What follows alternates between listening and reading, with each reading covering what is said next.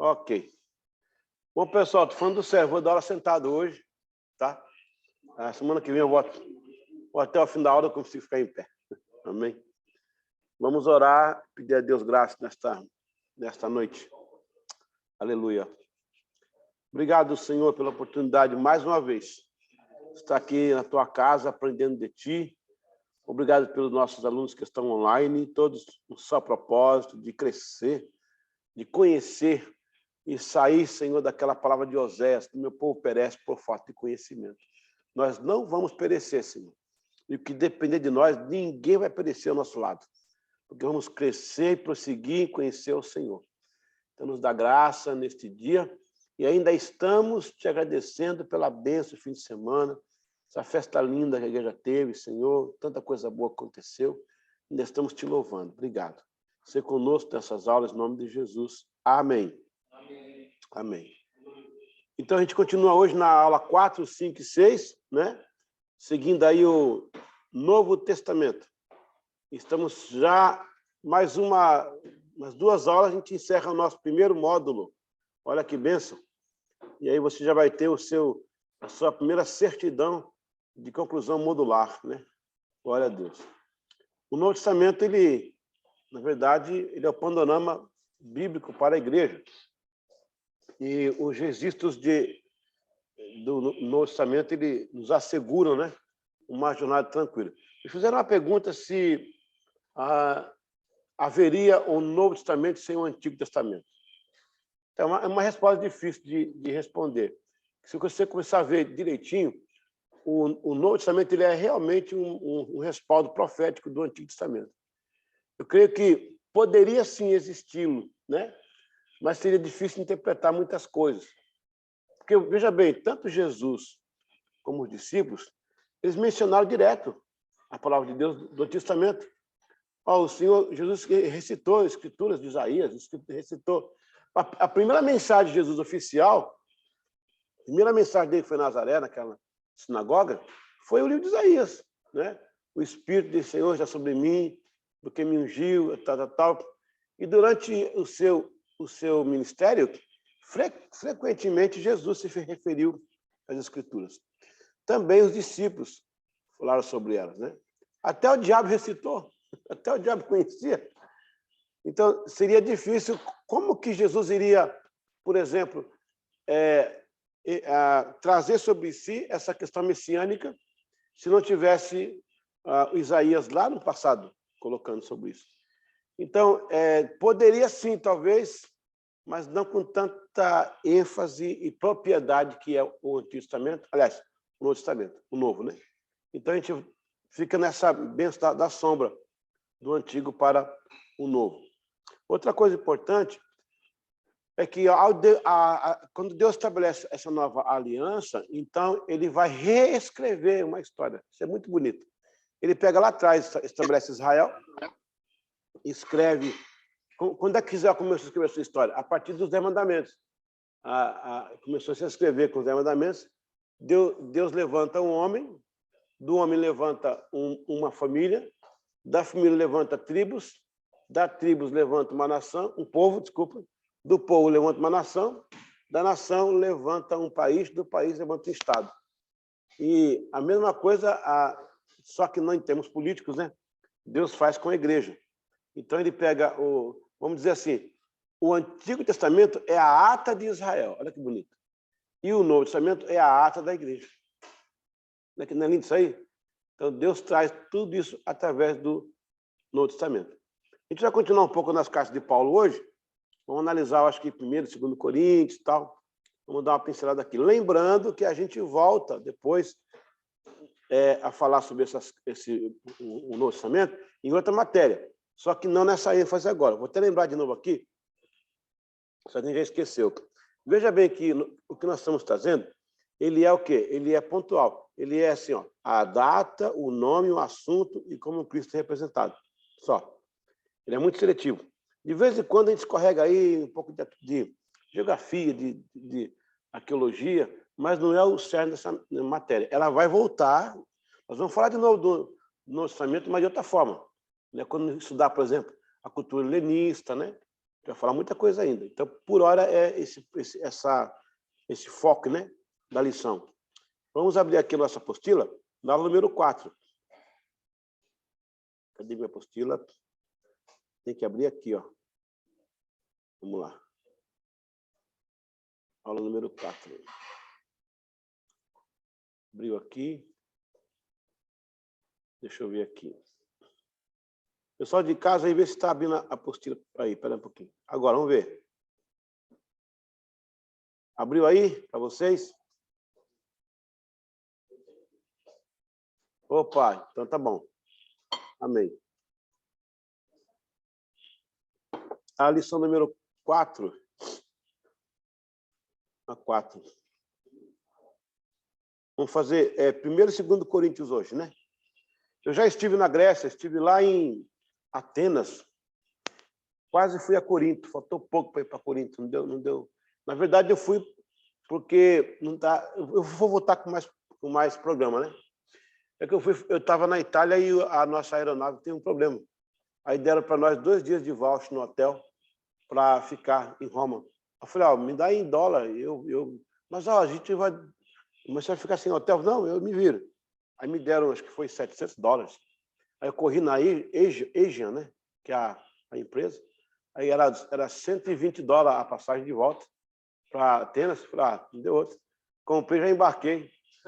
Cheguei lá na Atenas, peguei um táxi lá, falei com o Gajo, lá, o seu Lio, ele me levou até o Areópago. Eram 10 minutos do aeroporto. E lá eu fiz toda a parte de Paulo ali, eu só não consegui ir em Acrópole, lá em cima, porque aí tinha que pagar umas taxas e muita coisa. E eu fiquei abismado com a Grécia, a limpeza, né? A generosidade.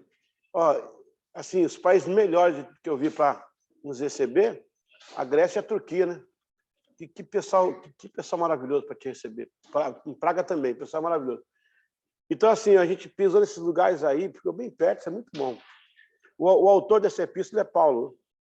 Em inclusive, ele escreve essa apostila em Éfeso, né? Ele escreve essa apostila apostila não, essa epístola, né? Apostila. também dá para ser apostila. Ele escreve lá em Éfeso. E Éfeso é uma das cidades da Turquia, né? Onde passou as igrejas, né? Onde tiveram as igrejas. Eu também já fiz esse tour aí, e fui até como treinamento, né? Para mim trabalhar também com os grupos lá. Éfeso, uma grande cidade. Aí ele menciona aí 1 Coríntios 16:8, né? A data de 55 depois de Cristo, veja, uns 15 anos depois que ele se converteu, né? Provavelmente a epístola foi escrita durante a última parte da prolongada permanência de Paulo em Éfeso, em Atos 19:1, 21. Corinto era um rico centro comercial, situado sobre o estreito que liga o território da Grécia, propriamente dita como o Peloponeso, onde teve aquela guerra antiga, né, dos gregos lá. Eu conversei com o pastor Cido aqui, a hora que a gente conseguir alugar esse lado de lá, a gente vai dobrar o número de membros, alugar ali, aí vai ter a sala de teologia, para ter os mapas na parede. Numa hora dessa aqui, você vai no mapa, mostra no mapa, né, pastor? Mostra no mapa ali a ponta e tal, entendeu? É legal. Então, a gente vai crer nessa fé aí, amém? Sua história pode ser conveniente, dividida em 2 partes. A cidade, que de acordo com a lenda era o lugar onde o Argo de Jason foi construído, sendo destruída por Lúcio Múmio Acaico, o cônsul romano, em 146 a.C. Olha, pessoal, quem que é esse Argo aqui de Jason? Argo de Jason. Alguém ouviu falar sobre isso? Argo de Jason. Argo é uma embarcação Grécia antiga. Os argonautas, né? E segundo a lenda, na mitologia, Atenas tinha construído uma embarcação para esse Jason aí, que ele era um nobre, ele era um nobre aí da história, ele era filho de um elite, sei lá, uma coisa assim. E ele ia para uma batalha e ela construiu esse Argo aí, e tinha esse lugar que comemorava esse feito de Atenas. Mas isso é tudo mitologia, né? A história fala essas coisas aí. Mas o local foi destruído, né? A cidade estava em ruínas. Foi o fim do primeiro capítulo da sua história. Era inevitável, entretanto, que uma cidade tão favoravelmente localizada fosse ressuscitada. Por isso, em 46 a.C., ou então 100 anos depois, né, a nova cidade foi construída por Júlio César, que é do primeiro triunvirato, recebendo o status de colônia romana, características da carta. Talvez o aspecto principal desta epístola seja a ênfase dada à vida da igreja local. A ordem e os problemas da igreja primitiva estão diante do leitor. Se Romanos pode ser chamada a carta teológica, 1 Coríntios é certamente uma obra prática. Se em Romanos Paulo parece um professor moderno de teologia bíblica, em 1 Coríntios ele parece um pastor-professor, enfrentando cuidado com a igreja na linha de frente na guerra cristã. O mais importante capítulo do Novo Testamento, que fala da ressurreição de Jesus Cristo, é provavelmente 1 Coríntios 15, certamente o mais importante seção do NT. Um ponto aqui. Se lembra que Corinto, sendo a cidade que era, ela é internacional. Era uma cidade próxima, né, ao Mediterrâneo, tudo ali. Então, receberam muitas influências de povos, né, que vinham para ali. Veja que Paulo tem uma luta com eles, né? Os coríntios, já dava problema naquela época, né? Naquela época já tinha... Paulo falava assim, ô coríntios carnais, né? Gálatas insensatos. Paulo era meio, né, difícil. Mas por quê? Porque era uma cidade que tinha essa miscigenação, né? É mais ou menos parecido com aqui. O idioma que eu menos ouço aqui é o inglês.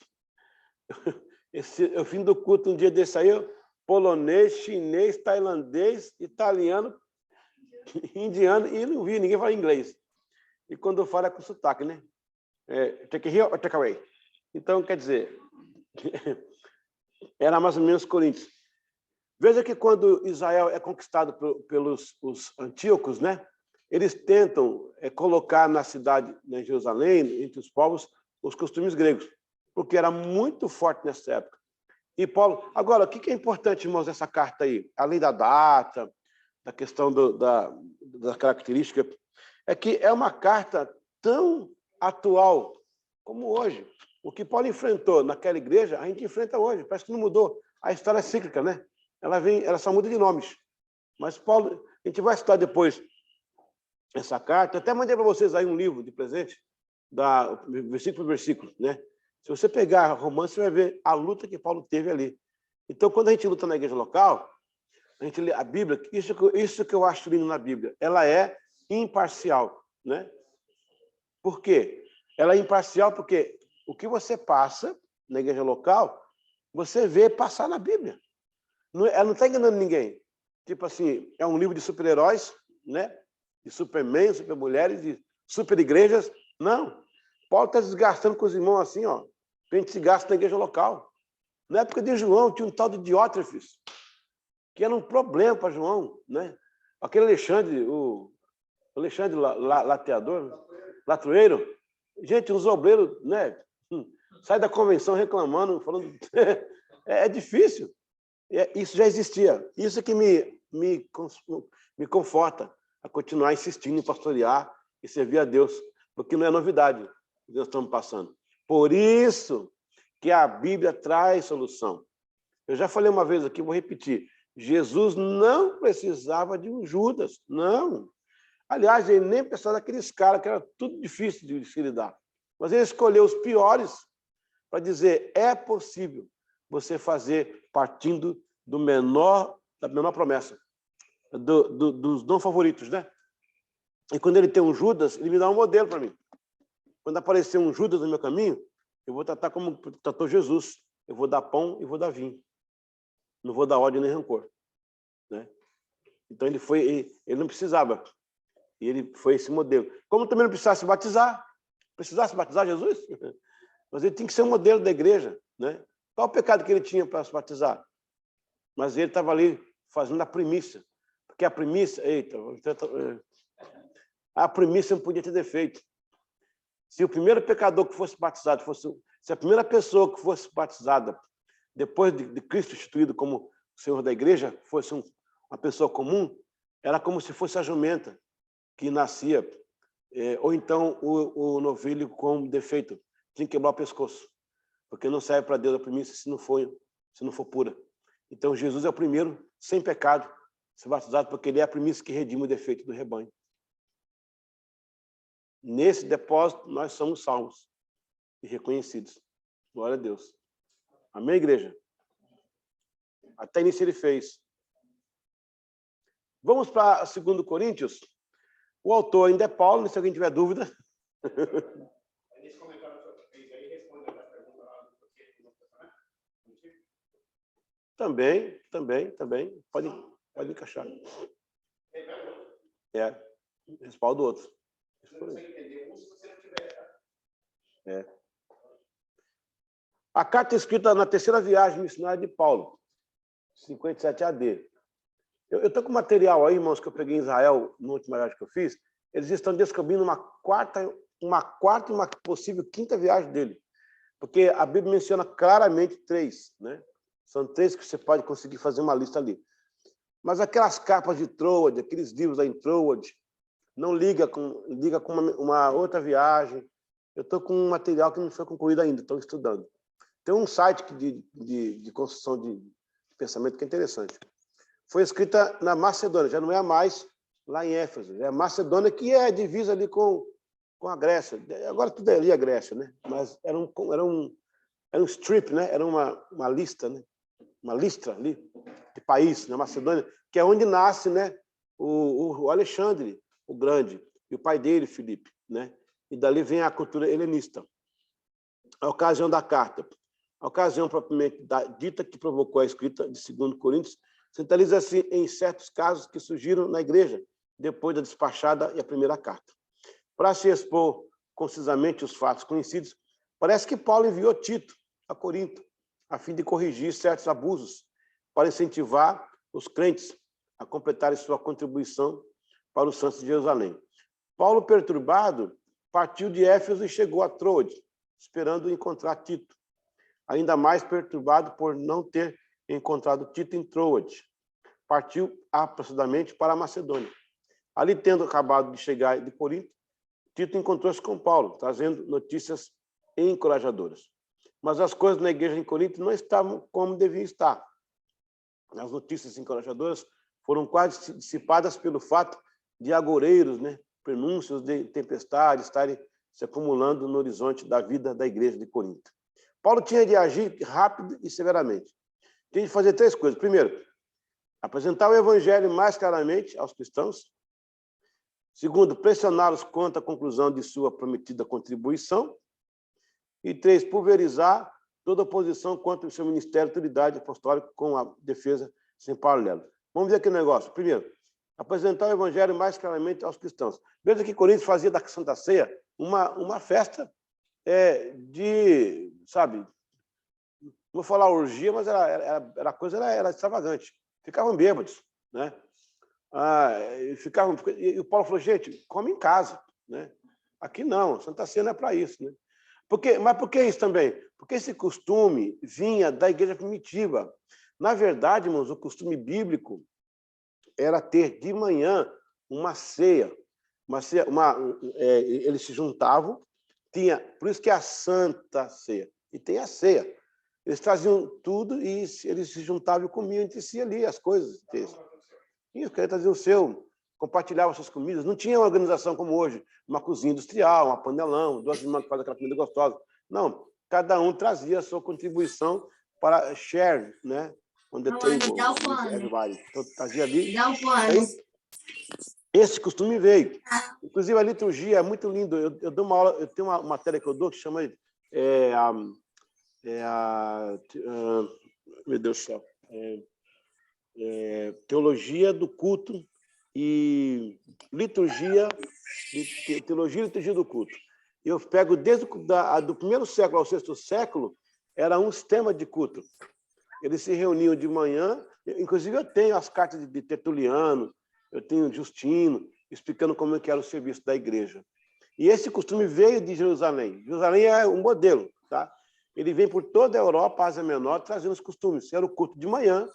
Por que era o culto de manhã? Porque ele relembrava a ressurreição de Jesus. E por que não o sábado dos judeus e o domingo dos cristãos? Porque relembrava a ressurreição de Cristo. né, no domingo. O sábado estava dentro de um sistema judaico, né, onde você tinha a morte do cordeiro. Jesus inaugura a nova etapa da igreja, trazendo no domingo uma ressurreição do cordeiro, que não estava na historicidade judaica. Os judeus não contavam que cordeiro ressuscitava, cordeiro era comido. E acabou. Jesus veio e falou, não, o cordeiro morreu no sábado, mas ressuscita para a nova vida, para o milênio. E aí vem a questão do domingo, Dominique, lá, aí é uma questão de Heródoto, Gregoriano, o primeiro Júlio César. O calendário judaico era lunático, né? Não era igual o nosso aqui. O Júlio César que vai fazer o primeiro calendáriozinho, chama lá uns 3 gregos lá para dar uma ajuda. Depois o Heródoto vai fazer uma mudança. E o Gregoriano foi o último que mudou. Inclusive a Inglaterra foi o último país a entrar nesse sistema de... Por exemplo, João Wesley nasce, a biografia dele nasce no dia 3 de junho e dia 17. A diferença é que o rei aqui demorou para assimilar esse calendário novo que o mundo inteiro abraçou. A Igreja Católica empurrou em cima. Então, assim, não dá para você medir essas coisas com o nosso calendário, né? Então, Jesus, ele ressuscita um dia após o sábado, que chamam de domingo. Aí vem o pessoal da internet, porque a igreja cristã, esse culto de pagão, esse negócio de domingo, do Deus Sol, do solzístico. Exatamente, foi o solzístico, Deus Sol. Era o costume de Nicéia. Mas a igreja não está aí para isso, não. Ele ressuscitou um dia após o sábado. Que seja terça, quarta, que não seja nenhum dia. Mas ressuscitou no outro dia. É domingo? Não, chama de domingo. Eu vou celebrar a ressurreição do meu mestre. Aleluia. Estou preocupado com o domingo, né? Glória a Deus. A gente tem que fazer vista grossa. A questão do Natal. Claro que não nasceu no Natal. É claro que não nasceu no Natal. Ele nasceu talvez em outubro, os tabernáculos. Mas, gente, ainda nós vamos comemorar, né? O mundo para dizer que nasceu Salvador. Vamos nessa vibe aí. E ter a oportunidade de falar no público, falar, gente, não é bem esse dia, mas estamos aqui para relembrar. Acabou. Senão vira né? É difícil. Então, assim, primeira coisa, Paulo tinha que esclarecer algumas coisas. Irmãos, pode dizer assim, irmãos, eu vou desenhar para vocês aqui o Evangelho e depois vou explicar o desenho. Porque tem coisa que você fala, você não entende, né? Aí tem a escala normal, né? Para cima você tem a inteligência, mas tem a burrice. Aí na escala 1 da burrice, você tem que desenhar. Na escala 2, tem que explicar o desenho. Então, Paulo falou, eu vou desenhar, se possível, eu vou explicar o desenho. E você vê que as cartas de Coríntios, irmãos, elas são cartas exortativas, são cartas de correção. Aí o João fala assim, filhinhos, né? Paulo, seus carnais, vocês não querem nada. Hã? Tem muita coisa ali. Até porque os costumes, como é que chama? Gregos, né? Estão se querendo impor na igreja. A segunda coisa ali é pressioná-los quanto à conclusão da sua prometida contribuição. Tá vendo? A igreja tinha problema com contribuição. Eles não entendiam a questão das ofertas, dos dízimos, da participação do reino financeiro na igreja para custear as missões, né? Ele exorta. E terceiro, pulverizar toda a oposição. Já havia oposição ao ministério dele. Uma igreja recém-nascida, meu Deus do céu. Né? Já havia oposição naquela época. Era uma igreja forte, na verdade. Era uma igreja grande. Mas Paulo enfrentou tudo isso aí. Pergunto a vocês, alguma diferença de hoje? Não. Isso que é bonito nas cartas. Você vê, o apóstolo Paulo não está passando, né, está dando aquela floreada. Né? As atas dele estão aí, né? Ele sofreu com esse pessoal lá em Corinto. Então, essas cartas aqui, elas são fantásticas porque elas trazem um raio-x de uma igreja primitiva. Sabe aquele romantismo lá de Jerusalém? Estavam reunidos, tudo tinha em comum, o que arrecadavam trazia ao pé dos apóstolos, não havia interesse em estado algum, né? Linda, que você chora quando vê. Pega Atos 2, 47 em diante, depois pega Atos 4, você chora 2 semanas sem parar. Que igreja, que modelo. Um sonho. Aí tu vai para Corinto, esse problema aqui, é a mesma igreja, é a mesma. Só que aí você vai estar percebendo que há igrejas e há igrejas, né? Você vê que o contexto era diferente, por causa da miscigenação. A mesma coisa, pastor, que Israel enfrentou lá. Deus falou para Samuel, eles querem um rei, porque eles estão vivendo as nações, eles querem imitar as nações. O Rei das Nações não levou no Mar Vermelho, não abriu o Mar Vermelho, não deu fogo, não deu, né, codorna, não deu maná, não deu água na rocha. O rei deles não serve, mas eles querem um rei. Eles querem imitar. Esse é o problema da igreja também. Imitar aí fora. Gente, fazer culto para adaptar a cultura mundana, eu não entendo isso, né? Eu acho que o mundo tem que estar se aculturando a nós. Mas quem pode mais, chora menos, né? O mundo pode mais. Fazer o quê? Então, o mundo entrou na igreja de uma forma... E quando você não faz, você é retrógrado, você é desatualizado, você não está acompanhando as mudanças. O mundo mudou, mas Deus não mudou. Mudou? Não, a cultura mudou, mas a Bíblia não mudou. Mudou? Não. Misericórdia. Esse é um problema. E, ó, ele acontecia na mesma época que isso aí. Amém? Vamos dar uma pausa aqui para a gente fazer uma provinha, só para dar uma luz. Sim.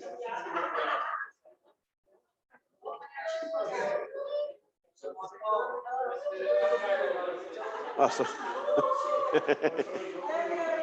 Ó. Deus prova. Alguma pergunta aí? Parece que o pastor Pedro tem uma pergunta.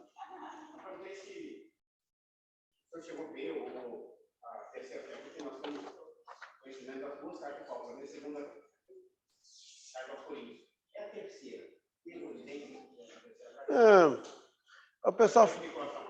Não, tem Romanos também, tem uma, Filipenses tem outra. Com certeza ele escreveu mais coisas, com certeza. Mas sabe o que eu acho? O Espírito Santo não permitiu que entrasse no cano. Daí porque elas se misturaram com as originais e foram para lugares remotos.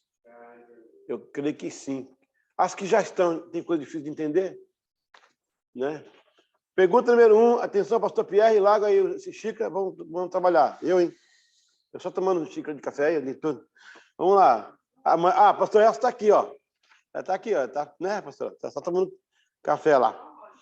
Tem que ser café, não pode ser vinho, né? Não. Em Portugal é um problema. Portugal...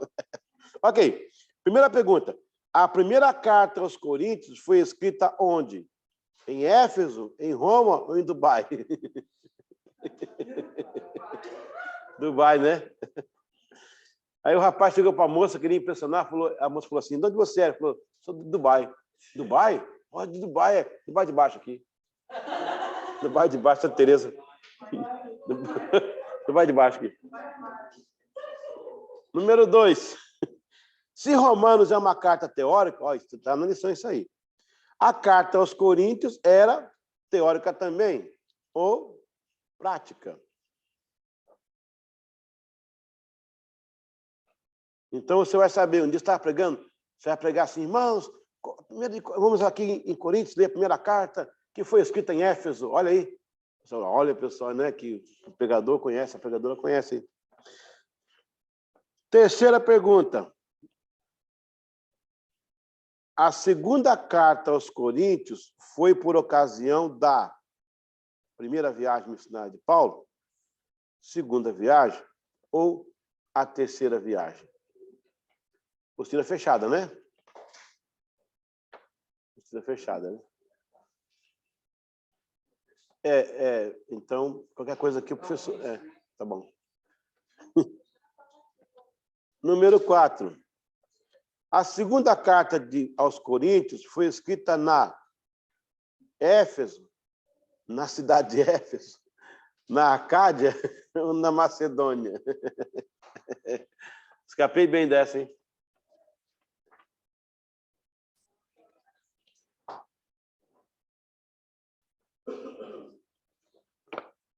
Entregar aí.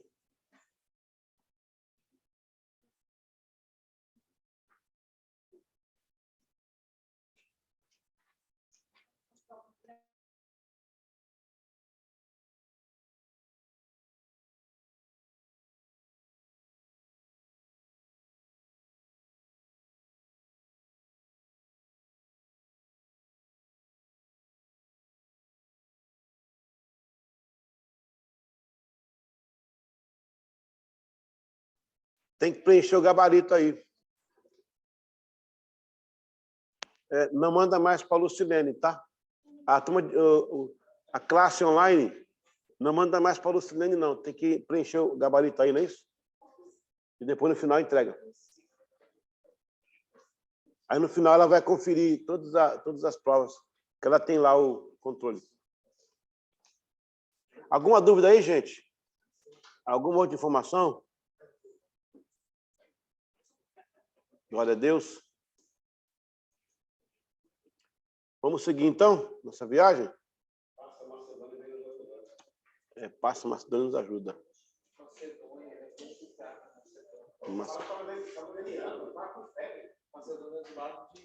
Quem que estava?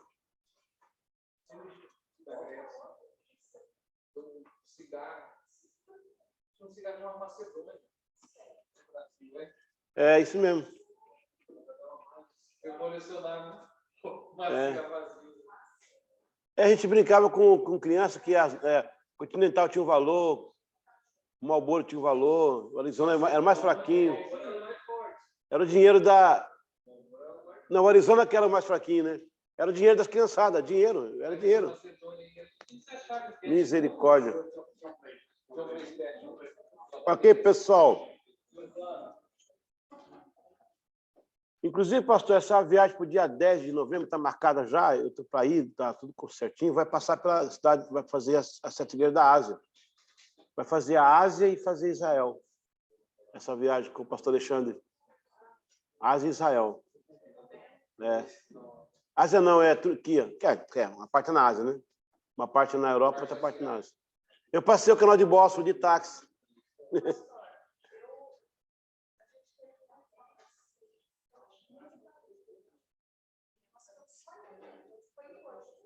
Certo.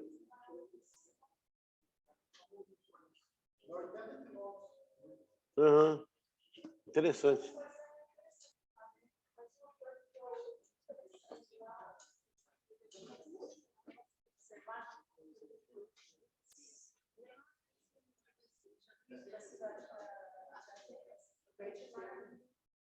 Imagina como que era naquele tempo da pompa, né? Meu Deus, é incrível. Outra coisa, quando você vai com as caravanas lá, toda hora pergunta, pastor, onde é que ficava a igreja aqui? Não, não tem local. A igreja é nas casas, não tinha templo. Não tinha templo. O primeiro templo cristão vai aparecer lá perto da Nabatéia, ali perto da Jordânia, ali ainda.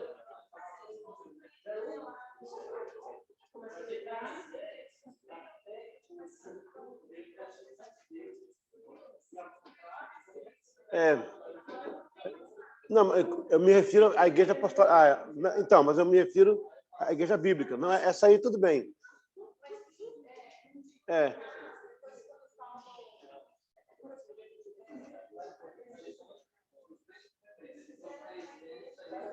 Uhum.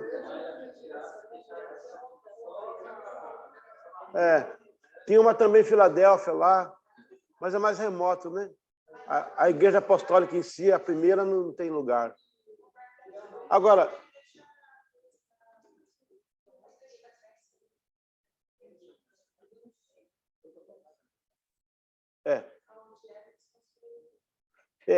Éfeso foi um centro missionário, né?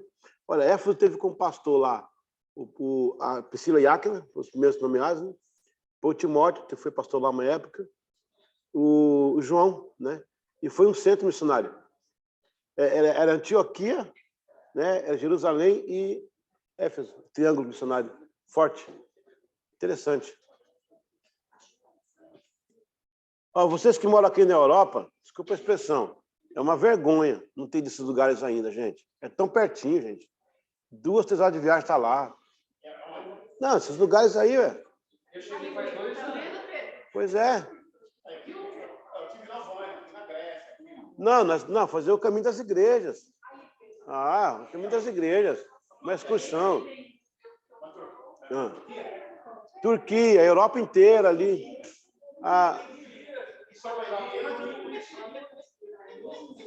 Mas dá para fazer um grupinho, Eu estou para fazer uma viagem com o pessoal de Portugal lá na rota da Reforma. Itália, Alemanha, Suíça. Rota da Reforma. Pegando Lutero, Zwinglio, pegando Calvino, Savonarola, todo mundo ali. Uma benção. Dá para fazer. Vamos lá, gente. Gálatas, Efésios, Filipenses. Aqui tem muita coisa. O C.S. Lewis é aqui, não é? É aqui. Então, John Wesley, Pastor Cido, tudo Oxford. Eu já fiz o tour do pastor. Tour do pastor em É. Oxford, eu já fiz já. Aí. O dia que eu não podia ir. O dia que eu não podia ir. Não, foi só o som. Vamos lá. Bora. Epístola aos Gálatas. O autor é Paulo. Ela foi escrita em 49 depois de Cristo.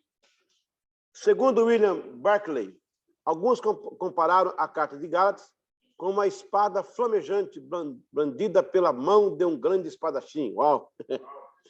Paulo a escreveu para responder a um ataque contra ele e seu evangelho. Se esse ataque tivesse tido êxito, o cristianismo se teria convertido em outras tantas seitas judias, ou em algo dependente da circuncisão e da observância da lei, em vez de ser alvo da graça. Um ponto aqui. Por isso que eu tenho colocado nas aulas que o apóstolo Paulo suou o paletó na época, que era essa túnica, para tirar o judaísmo da igreja. E hoje a igreja está entrando de volta para o judaísmo, uma miscelânea de coisas que eu não entendo. Outra coisa aqui interessante ainda, nós vamos estudar as chamadas igrejas híbridas. É uma matéria nova, é um assunto novo no meio evangélico, tá? Igrejas híbridas. Isso vai acontecer nos primeiros 200 anos depois de Cristo. A gente vai estudar as comunidades, quem eram eles, como que a igreja chegou. Aconteceu assim, ó, a igreja surge, ela se une ao judaísmo, chamada híbrida. Depois elas se separam, aí a igreja continua aqui, e o judaísmo aqui do lado. Então, essa é uma matéria nova, é um assunto até novo nos seminários, as igrejas híbridas. E Paulo, essa igreja aqui, ela quase ficou híbrida. Paulo chegou lá a tempo de conseguir trazer de volta, né? É interessante isso aí.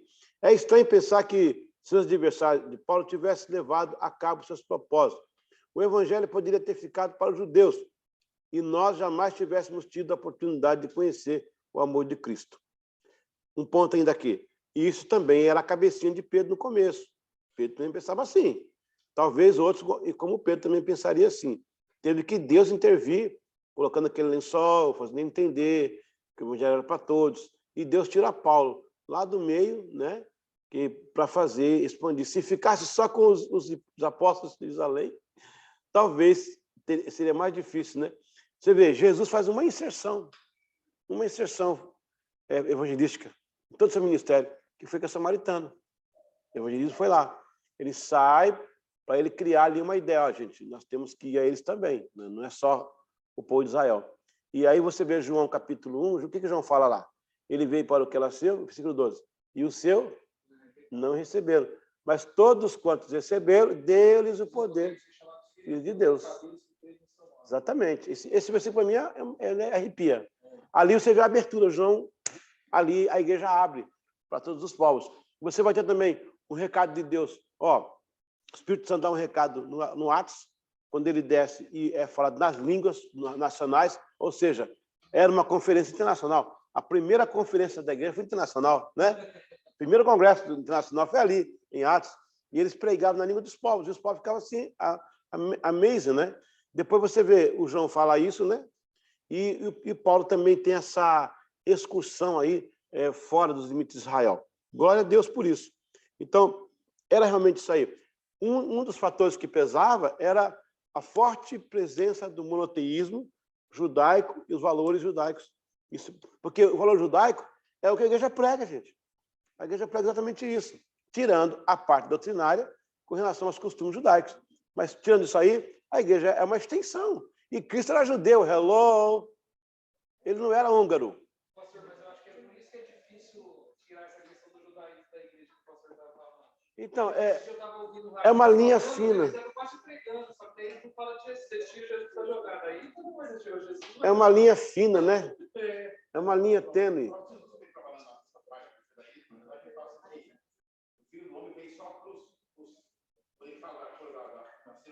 É, dos cachorrinhos lá e tal. A partir daquele momento ali que ele abre o leque ali para todo mundo. Isso é claro que era só são várias partes. Eu vi agora um discurso do presidente lá na Santa Catarina. Ele teve lá agora muita gente lá e com os pastores, Marcha para Jesus. E os pastores, pastor, eu vi lá gente com quipá na cabeça e bandeira de Israel. Então, pessoal, é brincadeira. Primeiro, a bandeira de Israel é sionista. Para começar por aí. Olha o analfabetismo. Ela é sionista. Sionismo é um movimento que nasceu no século XIX para resgatar o Israel político.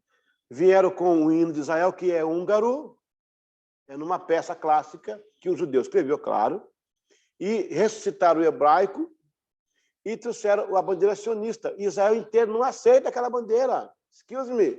Os judeus não são unânimes. Aquilo é a bandeira civil. É o marco civil para dizer aqui tem um país. Mas a questão da estrela de Davi é uma lenda, não é bíblico, é uma questão cultural. Aquelas faixas azuis e brancas é tudo um simbolismo que nem todo judeu aceita. Mas os caras colocam isso na igreja, colocam no púlpito como se fosse uma nação. Olha, podemos fazer uma festa judaica, uma lembrança, uma festa, mas assim, uma coisa pontual para resgatar valores históricos. Mas fazer disso uma doutrina, tocar chofar no culto, porque Israel tocava chofar... Pastor, em relação à bandeira de Israel, eu entendi sobre a questão política, mas não está relacionado a... Eu tenho em mente isso, sim. Eu tive uma camisa da bandeira de Israel. Não tem problema. Se abençoarei, te abençoarei, abençoarei, te abençoarei. Eu sempre abençoei Israel, na oração. Então... Porque às vezes eu tive já um momento de querer criticar o judeu, que matou Jesus e tal, mas daí você vê lá em Romanos, e fala, né, que eles são a videira verdadeira, nós somos os ramos enxertados. Não caiu, você não dá para julgar eles, você não tem que julgar ninguém, mas não julgar Israel. Aqui. Não, Márcio, você pode usar, eu gosto da bandeira de Israel, eu tinha em casa. Você não pode espiritualizar Israel. O quipá, o chofar, o tefilim, né? O talite. Você não pode espiritualizar. Os caras vão ser consagrados, colocam um negócio assim, o manto joga, derrama aquele monte de óleo. É misticismo demais, né? Misericórdia.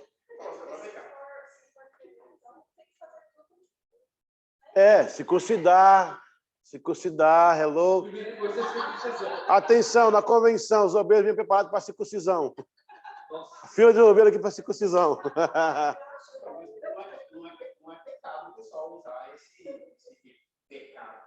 Não é pecado, mas é uma mistureba. Mas espiritualizam. Lá no Brasil tem uma igreja que faz... O sacerdote entra, tem a arca do conselho, eles tocam o sacerdote, depois a roupa dele fica no lugar para só tocar. Aí não. Aí é iconografia. Também. Uma consagração com óleo.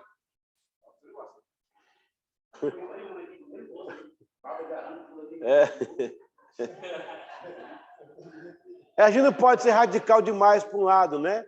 A gente tem que ser equilibrado só equilibrado, né? Aí o dia que eu fui consagrado a presbítero, nem o óleo não passa, nem na testa não passava óleo aí, depois eu não. Vamos lá, então. A razão principal da carta, qual que é? O fato básico que está atrás desta epístola é o seguinte: o evangelho de Paulo era um evangelho livre da graça. O apóstolo cria que todo o coração, que ninguém poderia ganhar jamais o favor de Deus sem a experiência da graça. Correto. Nós estamos falando aqui a questão de Israel, porque realmente a carta de Gálatas, ela se preocupa com esse assunto, né? E Paulo queria... Olha, a luta de Paulo foi a mesma luta de John Wesley, de William de Law, dos místicos, né, aqui da Inglaterra, que a igreja anglicana ela vinha na pegada de Trento, que era pelas obras, você tem que mostrar que você é salvo, porque você faz caridade e tal, e a reforma traz a ideia da justificação pela fé. Lutero levantou aí uma bandeira muito forte, né? E já vinha calçado por Wycliffe, por John Huss, e Paulo está aqui também, a mesma coisa, é a mesma coisa. O evangelho está sobre a graça de Deus. Porque, ó, no momento em que Deus permite que a salvação fique atrás de um ícone, nem no madeiro eu sou salvo, nem no madeiro, salvo em Cristo. Na cruz está depositada a minha salvação, nele. O que é a cruz sem Jesus? É um pedaço de madeira, irmãos. Sim ou não? Uma cruz sem ele é uma cruz normal. Morrer na cruz, muitos morreram na cruz, e aí? Mas ninguém era salvador. É nele. Paulo fala, Cristo, a esperança da glória. Aleluia. Então, os ícones são problemas, né? Então, as cartas de Gálatas, ela vem trazendo, ela vai tirando esses ícones. O que são os ícones, né? É uma questão judaica também. Tocar em algo, sabe? Quando veio o movimento gótico, né? O gótico veio ressuscitando a ideia da tridimensão, né? Mas naquela época, tridimensão. Você tinha no gótico, você tinha as cúpulas, né? Para você ter o áudio, né? Que é bem, né? Acústico. Você tinha a visão, é sempre um anjo, é sempre uma asa, uma coisa assim do céu. Você tinha o toque, tinha o altar, as coisas que você tocar no altar. Então, a igreja, Paulo fala assim, gente, desvencilha. Nossa esperança da glória é Cristo, acabou, é nele. Não tem ajudinha, calcinho, calçar aqui, calçar ali, um empurrão daqui. É Cristo. Ele é o fim da lei e o começo da graça. Acabou. Né? O momento em que Cristo é auxiliado por outra coisa, ele é fraco. Ele é suficiente. Amém? A igreja MRV prega que Cristo é suficiente para salvar, né, pastor? O sangue dele é totalmente suficiente. Não precisa de nenhum adendo, nenhuma química, nenhuma ajuda. Sangue puro de Cristo, né? E é isso que Paulo... Não. A gente usa algumas coisas de ícones. No caso nosso, a gente tem a Santa Ceia, a gente tem o pão ali, que é um elemento, tem o vinho e tem o óleo, né, da unção. São as três coisas que a gente basicamente usa aqui. Mas isso faz parte do que nós chamamos de os meios de graça, mais parecido com ordenanças, né? Mas nenhum desses elementos reside o poder de salvação. Ele é lembrança, né?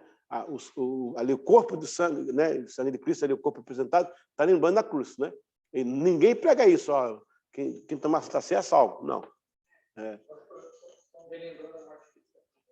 Reforçando a fé, né?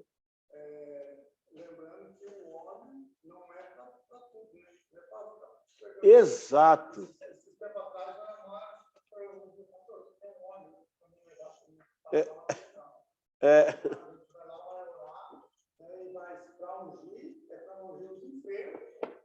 Pessoas. Pele.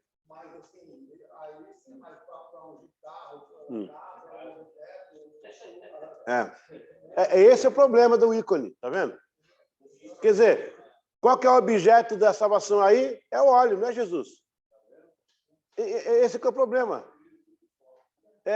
Ou então vou para Israel, vou colocar uma carta de oração lá no muro da alimentação. Espera aí, o muro resolve lá? E o muro daqui não resolve, não? É o muro, gente, é o muro. Agora, eu tenho, claro, um apreço histórico. Me emociono. Salomão ali orou, glória a Deus, mas não o que vai mudar. Esse que é o problema.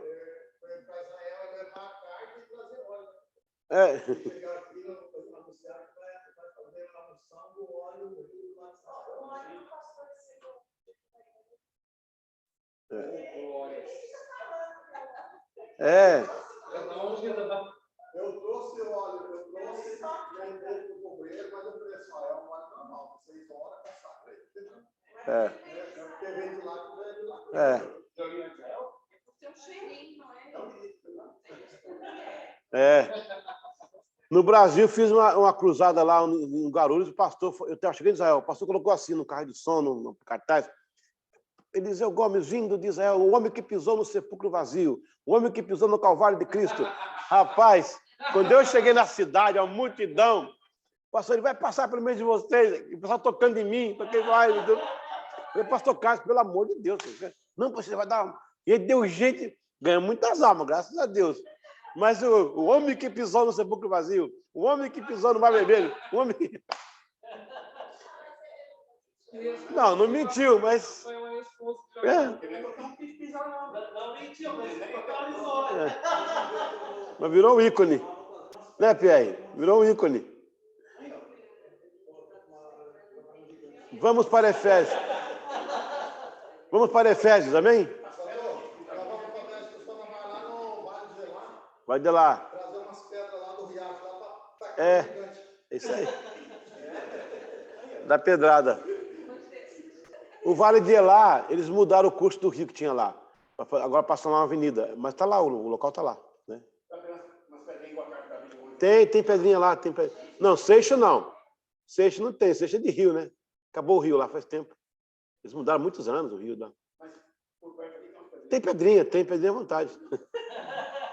Ok, Efésios. Vamos a Efésios. O autor ainda é Paulo.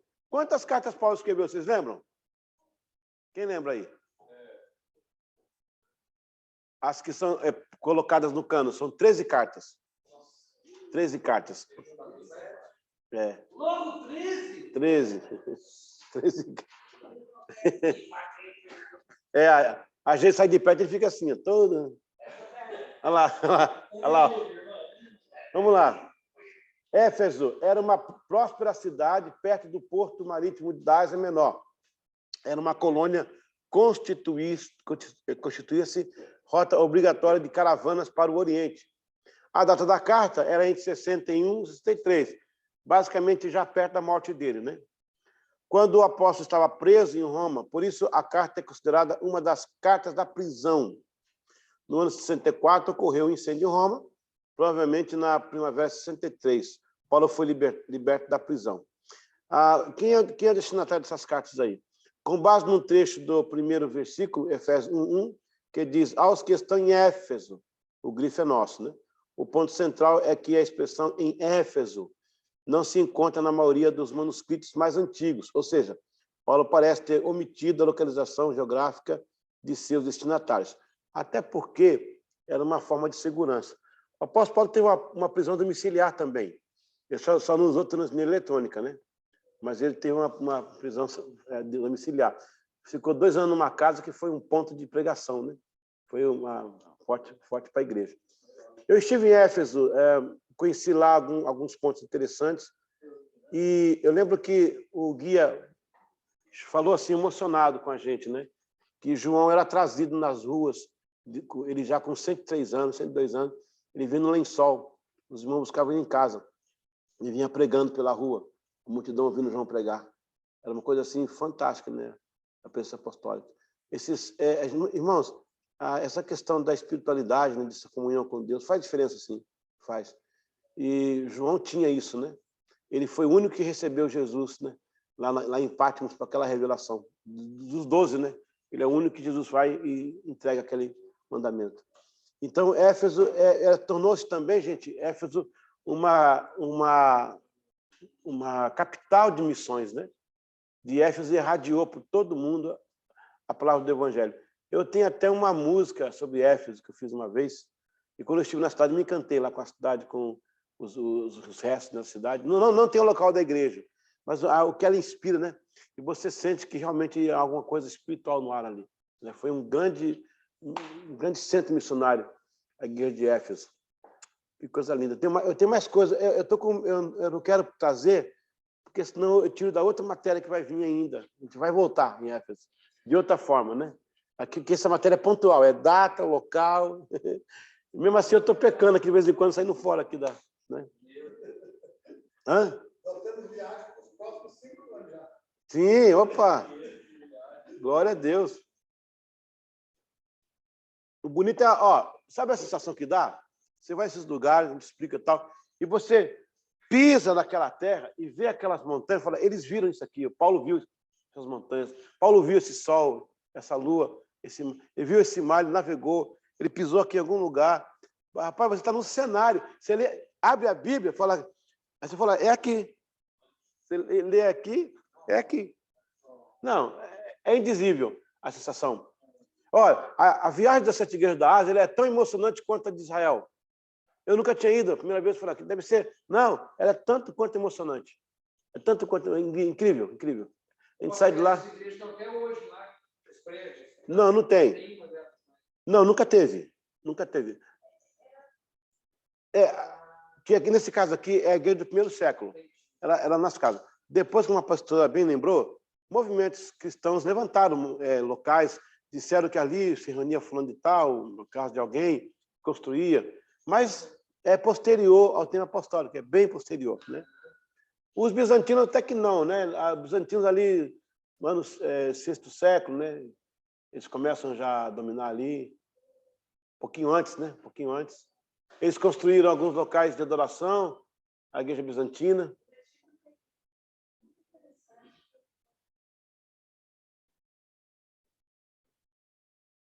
A igreja copta,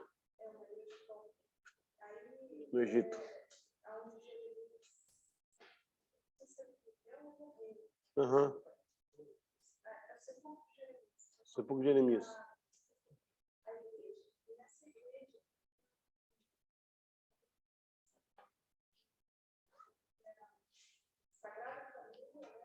Tem um poço lá quando Jesus foi levado para o Egito.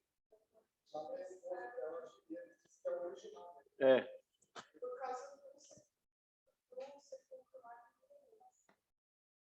Mas essa igreja é muito interessante, porque tem duas colunas que simbolizavam os 12 apóstolos. Uhum. E foi erguido em que ano? É posterior, né? É posterior. A igreja... Século V, será? Sexto? Antes. Antes do século V. Primeiras construções de igrejas deu-se um período de Helena, que é a mãe do Constantino. A partir daí, ela começa... 340, 350, indo para o quarto século para o quinto século. Quarto século para o quinto século. Ser tornado oficial do Império. Porque ela era cristã, né? A mãe dele. Ela que... Na verdade, o Constantino foi uma jogada política, né? O Império estava com 60 milhões de crentes, não tinha mais o que fazer, tinha que ser crente mesmo. Ou virar. Eu virava, eu desvirava, entendeu? Mas aí, o pai dele é aqui de York, o pai dele é de York aqui. O pai do seu Constâncio, que foi também imperador, né? Aqueles 4 que teve. Ele é daqui de York. É inglês. O Constantino é inglês. Ué. A igreja católica esconde isso aí. Ela esconde, porque por causa da ascensão anglicana e metodista, né? Isso é outra história. Vamos lá. Filipenses. Gente, vou dar uma pausinha agora, né? O pastor Pierre jantar. Vamos dar uma pausinha. Preocupado com ele, preocupado comigo não. Preocupado com meu amigo aí. Eu já peguei ele para Cristo aqui, ó. Autor de Filipenses é Paulo. Eita, Filipenses é a carta da alegria, né, gente? A data é 56, depois de Cristo. É uma carta que também é sobre gratidão.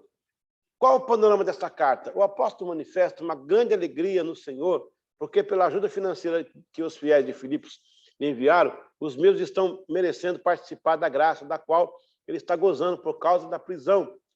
Eu vou ler de novo isso aqui, gente. Eu vou ler de novo isso aqui. Isso aqui é uma vergonha para nós. Os mesmos estão merecendo os mesmos estão merecendo, é um mérito, né? Participar da graça da qual ele está gozando por causa da prisão. Não, eu vou ler de novo, para a gente entender isso aqui. Os irmãos de Filipos estão merecendo participar da graça da qual ele está gozando por causa da prisão, que suporta na alegria do Espírito Santo, por sofrer por causa do Evangelho. Pelo amor de Deus. Vamos para a aula, vamos para casa. Vamos para casa. Qual que é o seu problema? Você não tem problema. Você não tem problema. Meu, os caras fazem... Não, tem um texto, pastor, lá no com os apóstolos, eles vieram na rua, tudo sangrando, nos olhos inchados. E aí, que foi? Nós apanhamos por Cristo. Rapaz, foi muito bom. Apanhamos por Cristo. Fomos dignos, né? De padecer pelo nome do Senhor. Ô, Jesus do céu! Prega uma mensagem mais forte, uma mensagem, não toca em ninguém, não. Só mensagem. Já querem sair da igreja. Mas ele não falou nada, né? Mas eu estou dizendo assim, o que se expressaram, né? Os apóstolos expressaram. E esses aqui também estão se expressando.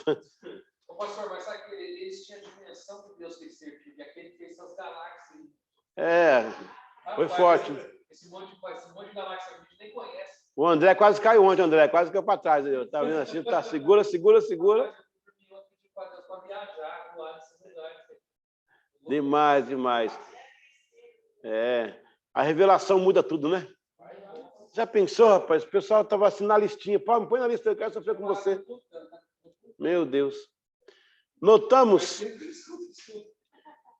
todavia, em Filipenses 4:2, que Paulo fala especialmente de uma situação lamentável. Duas das suas cooperadoras na evangelização, por falta de prudência, implantaram uma contenda na comunidade. Paulo, então, escreve a sua carta no intuito de sarar a divisão que se criou. Ele considera grave porque mina a harmonia de sentimentos que deve existir entre os fiéis de cada comunidade local. Isso ele oferece a oportunidade de se estender sobre o que realmente agrada a Deus na vida cristã. Eu acho que foi Chloe, né? Chloe. A minha tradução fala outros nomes lá, mas é Chloe mesmo. Ainda conseguiu ainda segurar isso aí. A carta de Filipenses também, você vai ver lá que Paulo tem aquela expressão de alegria, né? Filhinhos alegados no Senhor, né? Ele está na prisão lá e está falando, pessoal, fique feliz. Aí ele acha que talvez ninguém vai entender. Ele fala, não, vou falar de novo, fique feliz, não estou doido não, fique feliz mesmo. Sejam felizes, né? Eu preguei uma mensagem sobre isso aqui há algum tempo aí. Filipenses, vamos cita outra aí. Filipenses 4:19. O meu Deus, segundo a sua riqueza, há de suprir todas as suas necessidades em glória por Cristo Jesus. Filipenses 4:13. Tudo posso. Mas no 12 ele fala na riqueza ou na pobreza. Eu não quero nem saber se tem dinheiro ou não tem. Essa parte é melhor. É uma carta que dá para estudar ela toda, sabe? Versículo por versículo. É maravilhosa. A carta da alegria. E Paulo está combatendo aquela... Nesse caso, Paulo está respondendo à escola hedonista, né? Os hedonistas, né? Os hedonistas que diziam que o prazer, a felicidade estava no prazer, né? Paulo responde a eles, não só no prazer, também para mim, porque para mim a alegria não é um serviço, um sentimento. Para mim a alegria é uma pessoa. Naquela época ele estava combatendo o hedonista e hoje o povo está querendo hedonista. Exatamente. E aí, o Johann Sebastian Bach escreve... Não, o Sebastian Bach não. O Handel escreve a Jesus, a alegria dos homens, em cima desse versículo. Por causa dessa carta que ele escreve. Por causa dessa carta que ele escreve. A sinfonia. O Handel escreve por causa dessa carta. Que Paulo está dizendo, Jesus é a alegria dos homens. Aleluia. Glória a Deus. Glória a Deus. Amém, Viviane? Tudo bem por aí, né?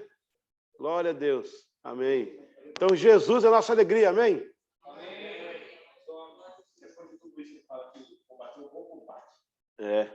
Acabei a carreira e guardei a fé. Por que Paulo combate o combate, acaba a carreira e guarda a fé? Já pensou nisso, não? Nunca pensou nisso, não? A exegese desse texto aí? Combati o bom combate, né? Acabei a carreira e a fé ele guarda. Como? Por quê? Porque entre o combate e a carreira, a única ponte que liga a eternidade é a fé. E tem crente que combate o combate, acaba a carreira e perde a fé. Perde o final. Quem perde a fé, perde o final. Amém, igreja? Uma vez eu tive uma experiência com uma pessoa que ela foi andando 33 anos. 33 anos. E aí foi bem por esse cara. Sim. Ele tinha uma mercearia e depois deu um bar, né? Sim. E aí ele falou, você que cuida da igreja ali, não, sou eu. Eu disse, não, lá no Brasil. Aí ele disse, mas eu sou cristão? Eu disse, não, eu tenho 33 anos. Porque o senhor ainda não é mais? Eu disse, não. Eu disse, então quer dizer que tudo que o senhor viveu, o senhor viu, não faz mais sentido para o senhor hoje? Exato. Aí ele falou, pensou, disse, não, muitas coisas mudaram, essa coisa é mais triste, ele não mudou. Glória a Deus. Eu posso, exatamente, Adalberto. Quando Jesus aparece em Patmos, né? E está lá o João, né? João está lá. João tinha sido condenado por Nerva. Ele primeiro foi tentado colocar um tacho quente nele, não pegou. O óleo não pegou nele, não queimou. Aí o Nerva falou: esse cara é feiticeiro, tira ele daqui, manda para a prisão, manda para o Alcatraz da Roma, que era, no caso, era Patmos, né? Era Bangu 1, Bangu 2, sei lá como é que é aquilo. Levou para lá. João chega ali sem ministério, sem igreja, sem apostolado. Cristo aparece. Tudo que sobrou para João foi a fé. E Paulo coloca isso bem claro. O combate foi combatido, eu fiz direitinho. A carreira eu dei que pude dar. Agora, a fé eu vou levar comigo. Isso aqui eu não abro mão, né? Quem? João, então. Ele não morreu no tacho. Aí pegaram ele e trouxeram para Patmos, né? Ele morreu de velho. Morreu de... É.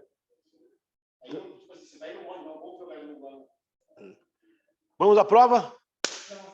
Lá vem a mulher da prova.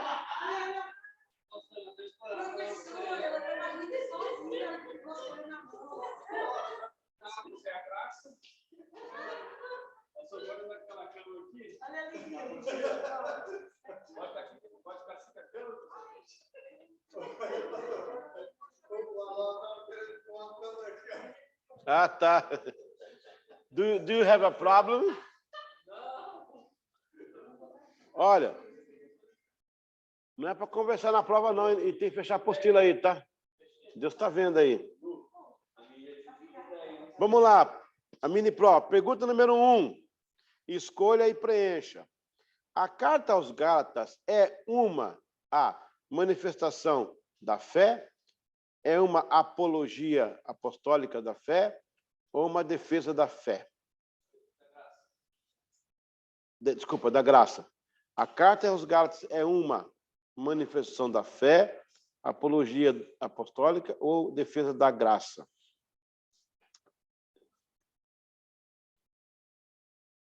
Isso é difícil, né? Isso é fácil, né? 2. Assinale a correta. A carta aos Efésios também é considerada uma carta da prisão, B, carta da teologia, C, carta da eleição. Esta é muito boa, né? Foi bônus. Certo ou errado? Paulo foi libertado da prisão em 65 depois de Cristo. Certo ou errado? Márcio, fica quietinho. 4. Simultâneo. Por ter escrito 2 vezes alegar no Senhor, a carta aos Filipenses é conhecida como a carta da bênção, a carta da alegria ou a carta da satisfação. Em casa, responda na nota gabarito e depois manda, no final da matéria, manda para o Lucilene seu gabarito. Teremos agora uma pausa de 5 minutos para tomar um café, comer um lanche e o pastor Pierre jantar. Glória a Deus. A gente volta já. Voltamos logo após os comerciais.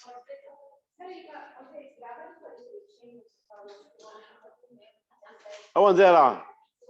Tá feliz, né, André? Vou pegar a que sobra agora. A que sobra. Amém, pessoal? Até daqui a pouquinho. Atenção, pessoal. Voltando aqui para a aula. Ok. Muito bem. Nós estamos estudando as cartas de Paulo. São 13 cartas que Paulo escreveu, pelo menos que estão editadas no cânon sagrado. Nós vamos também estudar as epístolas gerais. Será outro grupo de cartas que vamos também estudar nessa sessão, né? Vamos voltar aqui. Então, antes de voltar, vou colocar uma coisa para vocês aqui ainda. Olha o valor da missão apostólica da igreja, né? No começo. Cada igreja tem uma característica. Eu acho que Deus permitiu. Está sendo meu som aí, gente? Tá? Tá chegando? Acho que Deus permitiu alguns tipos de igreja, porque, inclusive, você vai ver aquelas cartas que Jesus escreve para as igrejas da Ásia Menor, né? Laodiceia, Filadélfia, Tiatira, né? Pérgamo, E você vê que ali Jesus trata com cada uma, né, dentro do seu contexto. É interessante isso, porque não são igrejas aleatórias, não são movimentos jogados lá, né? Existe uma tensão, né, de atenção, né, de Jesus em relação àquelas cartas. Ele escreve para cada carta e veja que ele dá um diagnóstico, pastor, de cada carta. Eu creio que Jesus tem um diagnóstico na nossa igreja aqui. Ele tem. Tem um diagnóstico na nossa igreja, tem um diagnóstico das igrejas aí. Então, assim, o bom disso tudo é que você vê que não é uma obra ao esmo, né? Não foi algo do acaso, né? Foi algo que foi realmente pensado. Mas Paulo recebeu informação dessas vendas para escrever essas cartas para ela? Ele tinha, sim, algumas coisas Deus revelava para ele, né? Outras coisas ele recebia feedback do... Ele tinha uma equipe, a equipe dele é forte. Devia ter, eram 103 obreiros que ele tinha, entre irmãos e irmãs, né? Priscila, Áquila, Timóteo, Tito, Trifesa, né? O nome assim. Mileto. Mileto.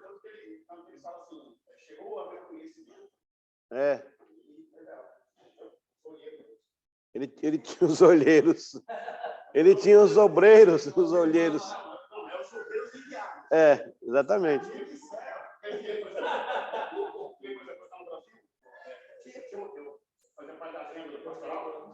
E o pastor tinha uma agenda das igrejas que eu tinha que visitar. Uhum. Eu não ia só ministrar lá. Sim. Ia lá, ministrar e fazer reunião. Exato.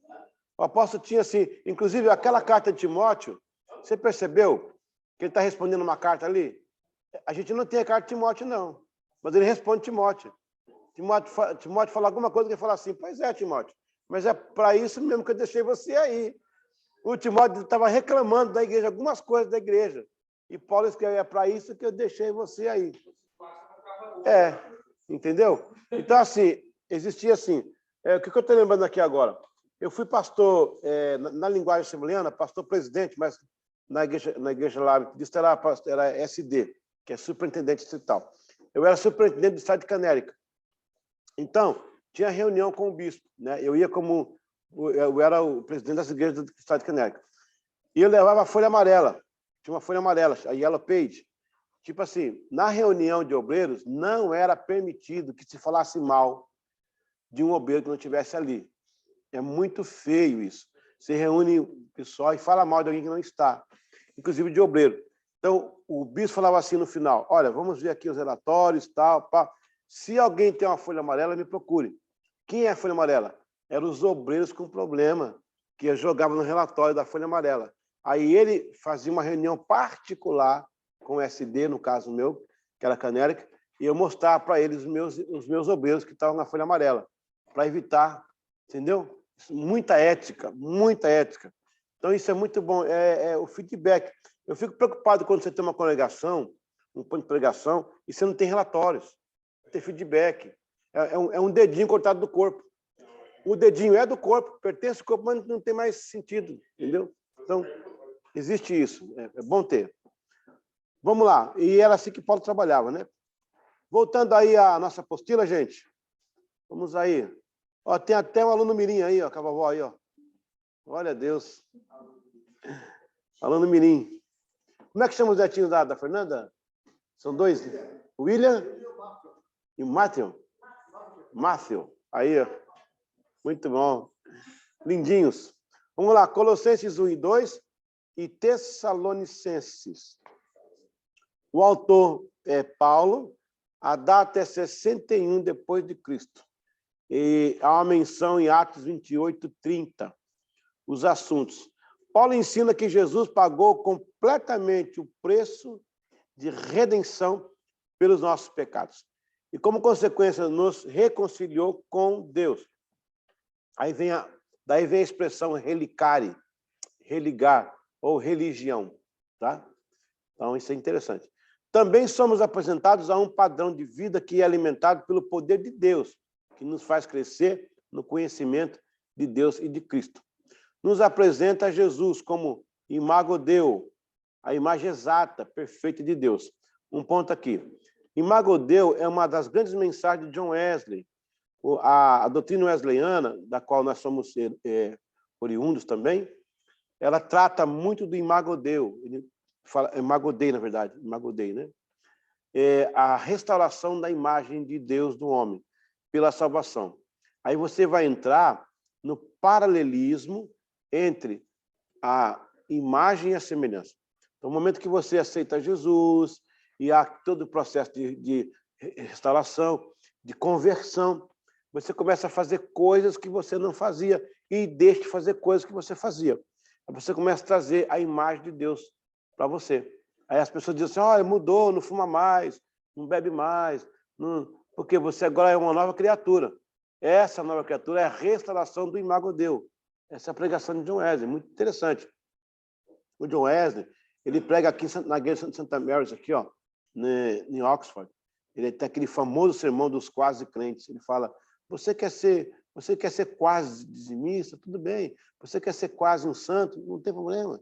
Você quer ser quase um obreiro? Beleza. Você quer quase ler a Bíblia? Não tem problema. Mas quase você vai para o céu também. Ele é expulso da igreja. Hoje a igreja tem uma lápide lá no chão, né?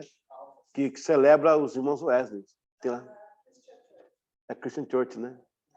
Então, é interessante. A centralidade da mensagem wesleyana era essa, a recuperação do imago Dei. Tanto é que são eles que começam a visitar os pobres, os presos, porque até então o preso era, na teologia medieval, o preso, o doente, o deficiente era a mão de Deus, era pecado sendo pagos ainda. E os wesleyanos conseguem mudar essa história naquele Castle, que era a prisão antiga aqui, né? Castle. Eles começam a visitar. Uma coisa que vai atrapalhar o Clube Santo, que é o que eles começaram, um grupo de alunos, né? É que numa cela, John Wesley está conversando com um cara que matou a mulher. Ele é condenado para assassinato, né? E aí o Wesley fala assim, não, seus pecados estão perdoados. Estava pregando, o carcereiro ouviu isso. Seus pecados estão perdoados, mas espera aí, ele não é rei para perdoar ninguém. Só o rei podia dar a permissão de não matar. E aí o Wesley é perseguido por causa disso. Aí acaba o Clube Santo por causa dessa perseguição. Mas ele está falando dos pecados, não do perdão do governo, entendeu? E assim vai. Nesse caso aqui, o imago Dei está mais ou menos nessa construção aqui, nessa ideia. Imagem de Deus, imago Dei. O foco é nos mostrar que, se estivermos em Cristo, seremos agradáveis ao Pai.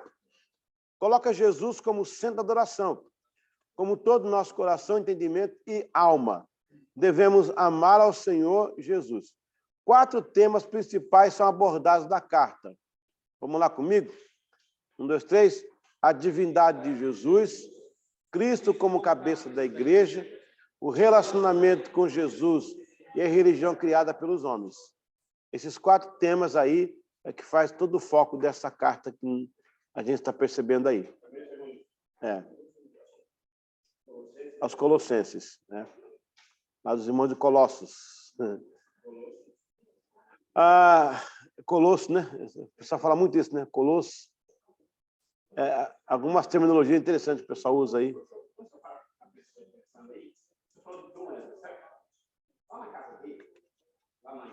Tem a lápis dele lá, certo?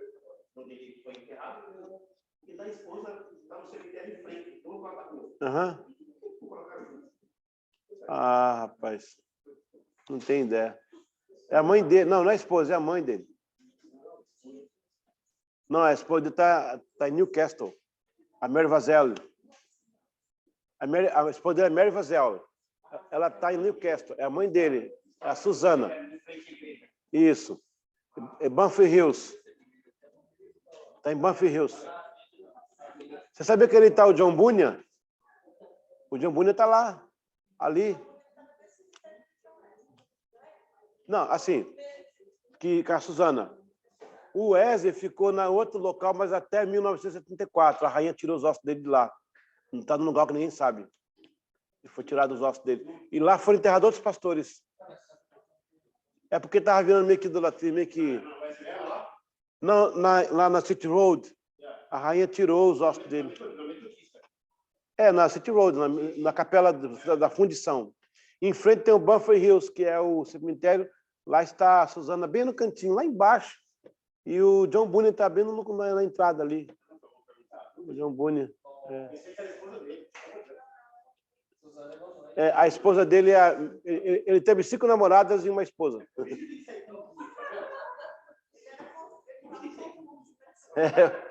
E aquela mulher que ele casou, misericórdia. Né? Você vai lá na Wesleyana sem guia, aí você vê o camarada lá dentro da igreja, e o nome o sobrenome da mulher dele, né? É a mãe dele. É a mãe. Isso aí com guia. Tirou. Sim, foi a Elizabeth que tirou. Foi porque estava tendo muito, tipo assim, estava meio que idolatria, sabe? Tipo assim, meio que idolatria lá, o pessoal fazendo culto demais e muita coisa. Aí ela tirou e mandou avisar que tinha tirado os ossos dele de lá. E agora, mas colocaram outros pastores morreram, foram colocando lá. Não sabe onde é que está os ossos dele. Não se sabe. Quem fala isso é o cura de lá fala, o cura do museu fala isso aí. Ok, vamos aos Tessalonicenses. Ok? Tessalonicenses. O autor é Paulo também, a data é 51, depois de Cristo. Amém, pessoal? Vamos lá. O local é Tessalônica. Era uma cidade grega de considerável importância política e geográfica. Situada no noroeste do mar Egeu, eu já fui no mar Egeu uma vez, numa planície rica e bem irrigada. De lá era possível enxergar o Monte Olimpo, a habitação dos deuses gregos, segundo a mitologia. Fundada no ano de 315 a.C. Olha, muito tempo, né? Já foi contemporâneo aí do Aristóteles, aí, Platão. E qual que é os assuntos que tem em Tessalonicenses, né? Tendo passado pouco tempo em Tessalônica e preocupado com a situação da jovem igreja que ele iniciara, Paulo enviou Timóteo para lá. Timóteo foi uma bênção, gente. E a fim de que confirmasse o trabalho que havia sido iniciado e para que exortasse os irmãos a que permanecessem na fé e firmes na palavra. 3:2. A carta foi escrita logo após Paulo haver recebido o relatório, tá vendo aí, ó, de Timóteo, sobre o que havia encontrado em Tessalonicenses 3:6. A palavra, irmãos, a palavra exortação aqui, ela na língua, no costume brasileiro de exortar é bater, é reclamar. Não, exortar é um ânimo mais forte, é um ânimo, uma coisa mais, uma motivação mais profunda.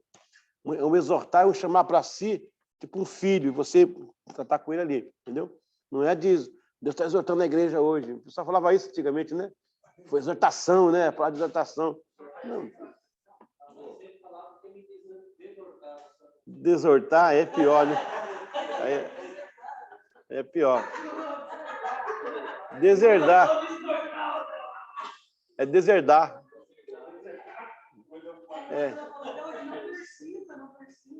Precisa. Por isso que a matéria exegese é muito importante para o nosso vernáculo, né? Porque a gente prega aí na igreja, né? Muito importante essa palavra de exegese, porque ela vai tratar de cada palavra. Uma coisa comum que os crentes falam, foi bacana o encontro lá, de muita gente. O bacana é Baco, meu, é festa de orgia para Baco, que era um rei. É uma questão de exegese, né? Até o moleque também, Deus Moloque.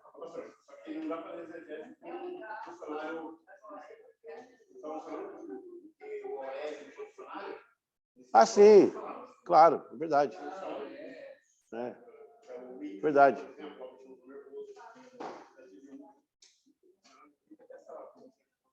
Segundo Tessalonicenses, então. O autor é Paulo, a carta também, mesma data.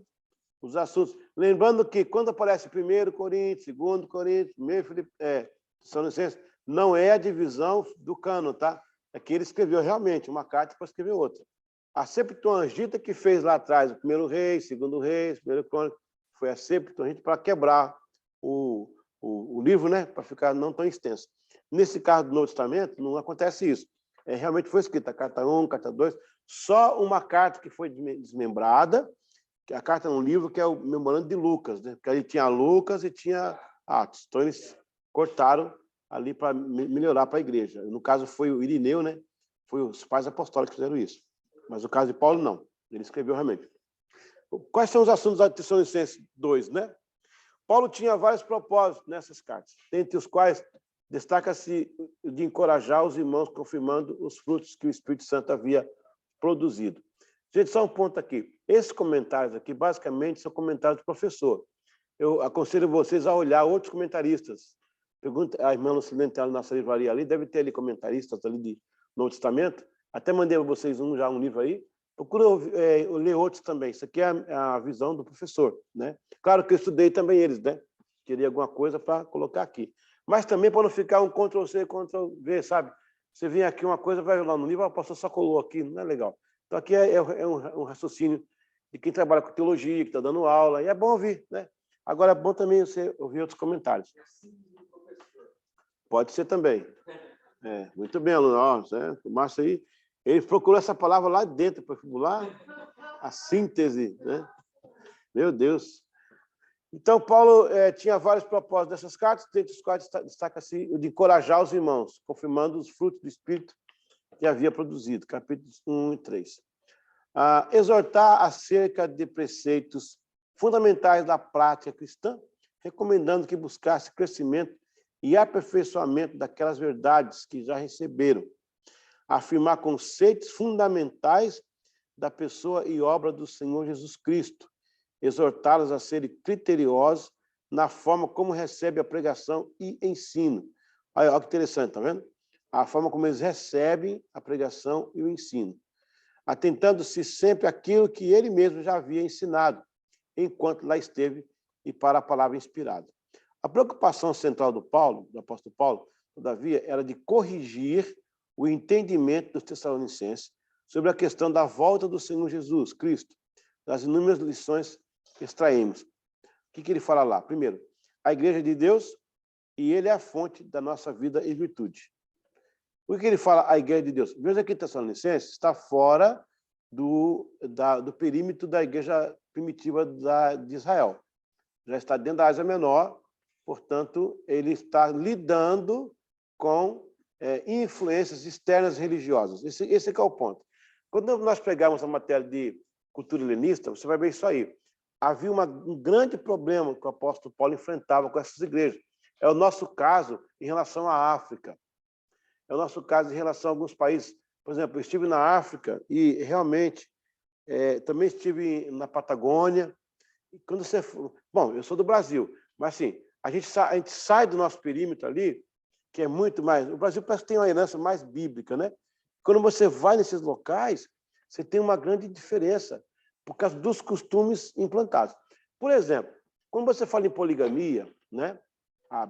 A Bíblia condena, né? O homem deixará seu pai, sua mãe, sua parentela. No início é a sua mulher, né?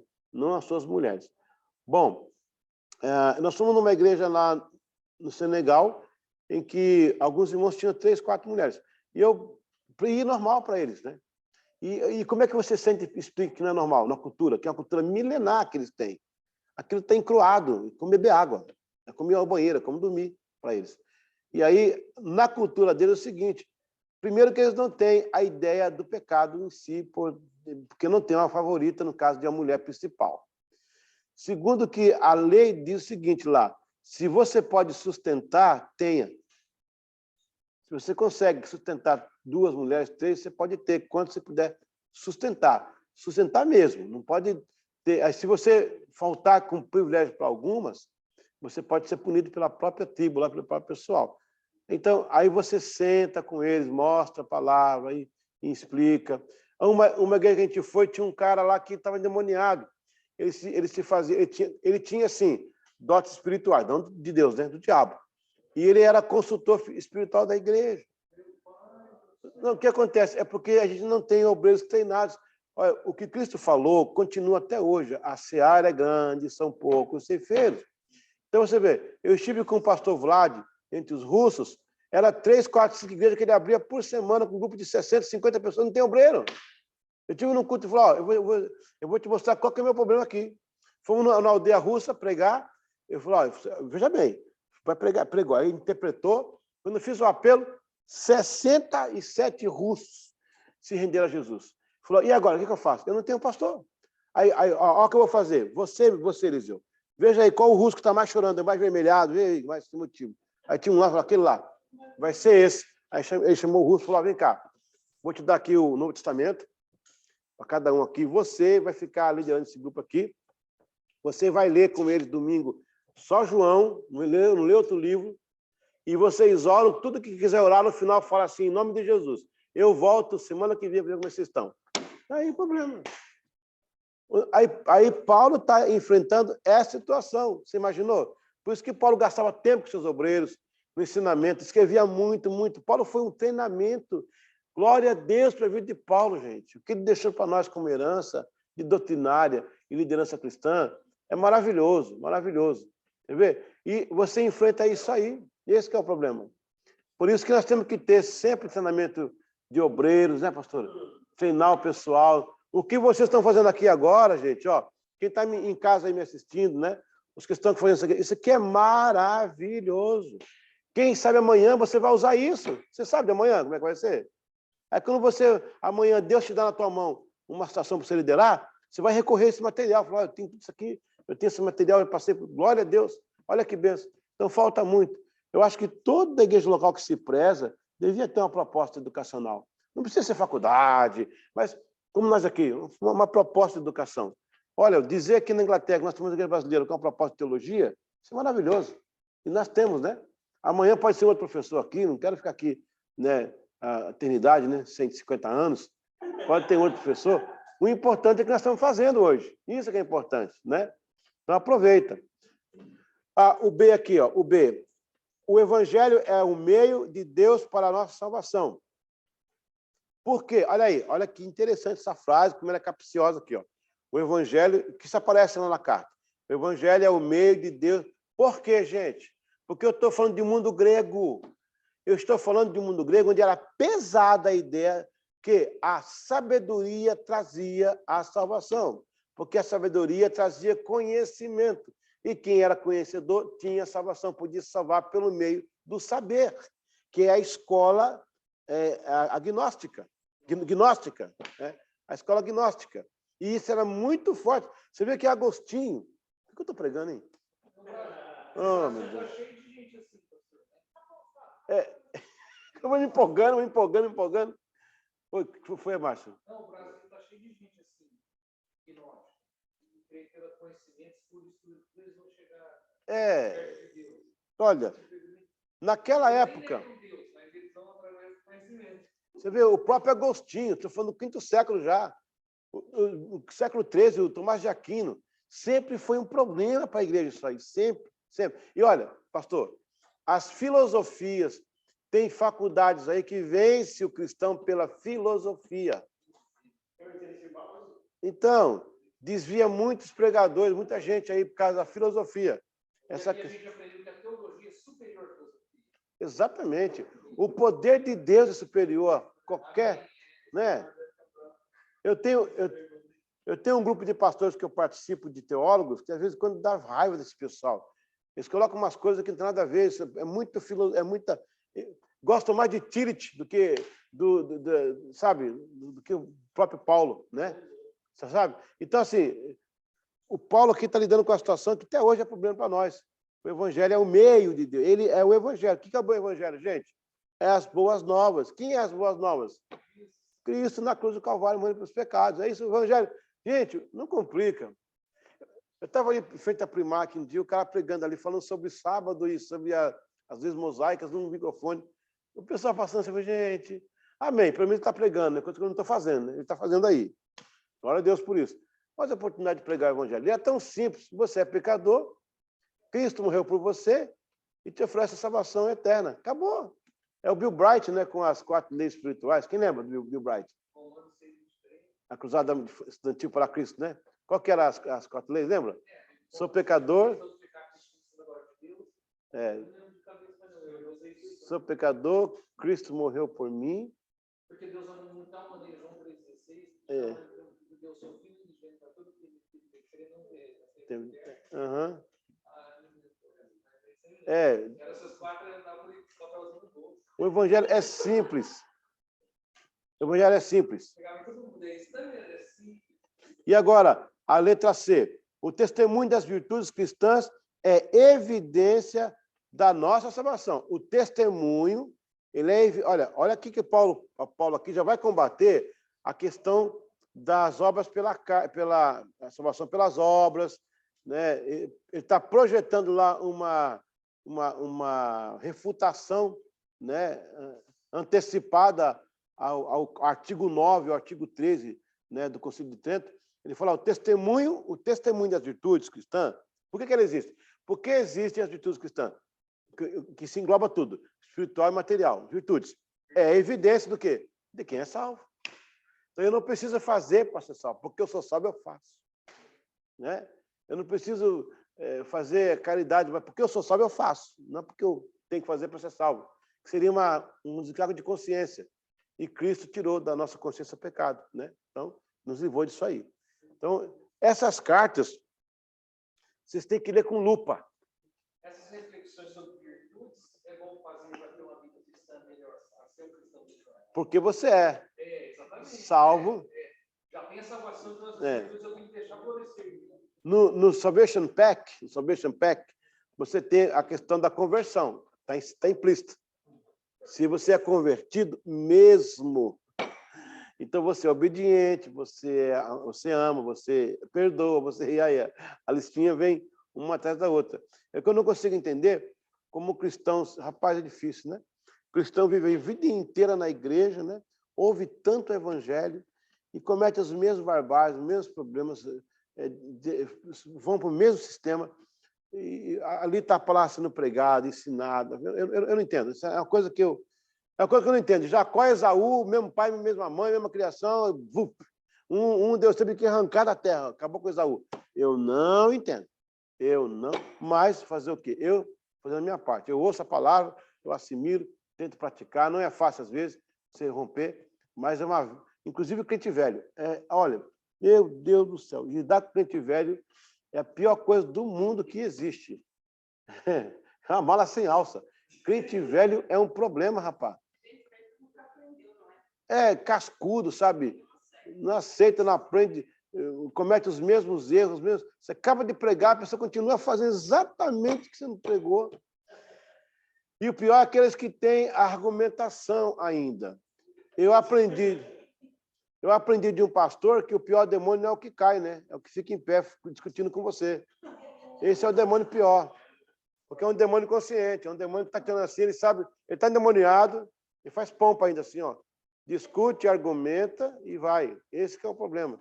Agora, o novo convertido é diferente, pá. É uma maravilha. É uma casa com criança. Uma casa com criança enche a casa. Pode ver. Uma casa, quando tem uma criança, ela ocupa, ela enche a casa, diferente. E é muito bom quando fala assim, ó, morreu um adulto, o pessoal fala, morreu um adulto. Nasceu uma criança, nasceu uma criança. Quando vem um convertido novo para a igreja, né, é uma alegria na casa, a casa fica cheia. Né? Você prega, ele aceita, ele chora, ele vai na frente, ele coopera. É o primeiro aí. Olha, crente velho, rapaz. Você prega a mensagem, você faz um apelo especial, você fica assim, bom, não sei se eu preciso disso. Acho que rapaz, que situação. E Paulo está como... A turma em casa está rindo aí. Rapaz, crente cascudo é um problema. Só Jesus para resolver. Eu não entendo isso, mas fazer o quê, né? Fazer o quê? Vamos pregar o evangelho. Não desanimar, não.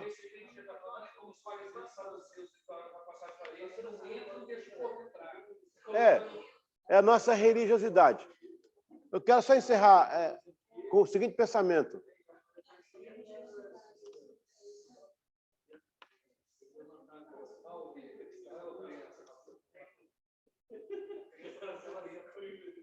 Então, eu só queria encerrar com o seguinte pensamento, essa carta de Paulo aí. Quando Jesus foi para a casa de Zaqueu queria ver Jesus. Então, ele era de baixa estatura, já não ajudava, né? E Cristo envolvido com os discípulos, ele teve que subir em cima de uma árvore para vê-lo. Aí Cristo viu, Zaqueu e tal, e Jesus se convidou, na cara de pau, né? Se convidou para na casa dele e tal, e tudo bem. O que nós podemos aprender com isso? A nossa religiosidade cerca tanto Jesus que as pessoas não vê Cristo. Elas querem ver. A gente não deixa com as nossas religiosidades. Aí a pessoa é obrigada a subir nas árvores dos ismos que tem aí. Espiritismo, shintoísmo, confucionismo. Porque a nossa... Quem que estava impedindo de ver Jesus? Os discípulos de volta dele, cercando Jesus. Então, as nossas religiosidades acabam, de uma certa forma, impedindo que o pecador veja Cristo. E Paulo está combatendo exatamente isso aí nessa carta. Vamos lá, agora sim, você pode conversar e pode perguntar ou participar da aula. Não, antes da prova, um pouquinho. Alguma dúvida aí? Em casa, alguma dúvida em casa? Deixa eu ver se tem chat aqui. Não, a turma de casa não tem dúvida não, o pessoal está bem complementado, né? Então tá, vamos aí a nossa provinha. A prova é pequenininha, gente, tá? Sim. Hã? Não, o pior demônio não é o que cai, é o que fica em pé conversando com você. O pior demônio é o que dialoga, é o demônio da universidade, é o capeta da universidade que fica lá ensinando o pessoal. Aqueles professores cheios de demônio que não cai. Misericórdia. A turma de casa está rindo, mas não é verdade, gente? Que tem demônio na universidade é difícil. Misericórdia. E os demônios se acham lá, né? Vamos à nossa provinha. Glória a Deus. Eu tenho aí muitas câmeras desligadas. Estou crendo que a turma está, né, sem ler a apostila e está acompanhando aqui com a gente, né? Eu estou crendo. Amém? Ah, Viviane, aí. Não, eu falei que eu estou crendo, Viviane. Pode ficar tranquila. Estou crendo. Eu estou crendo. Vamos lá. Questão número 1 da prova da aula 6. De acordo com os textos das cartas aos Colossenses, um dos temas mais relevantes é sobre o quê? A. Provisão, livramento e justiça. Ah, essa aqui está fácil. B. Amor, paz, longanimidade. Ou C. Restauração da imagem de Deus, da humanidade. Imago Dei. Eu não preciso falar, né? Guarda no coração. Guarda no coração. Número 2. De acordo com a historicidade da carta, o obreiro que cooperou em Tessalônica foi quem? A. Timóteo. B. Foi Tito. Ou C. Foi Filemão. Qual desses obreiros auxiliou Paulo? Você pode estar pregando, irmãos, o apóstolo Paulo tinha um auxiliar. Aí fala o nome dele, entendeu? 3. De acordo com a historicidade da carta aos Tessalonicenses, quem impulsionou Paulo a escrever a carta? Foi A, reclame, ou B, relatório, ou C, um pedido que Timóteo trouxe.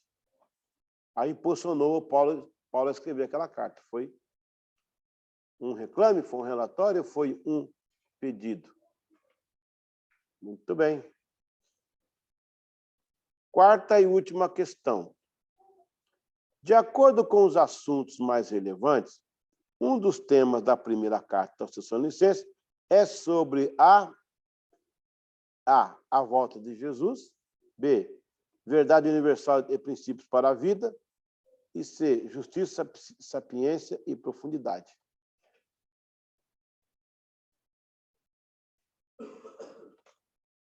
Tá fácil isso aí, né?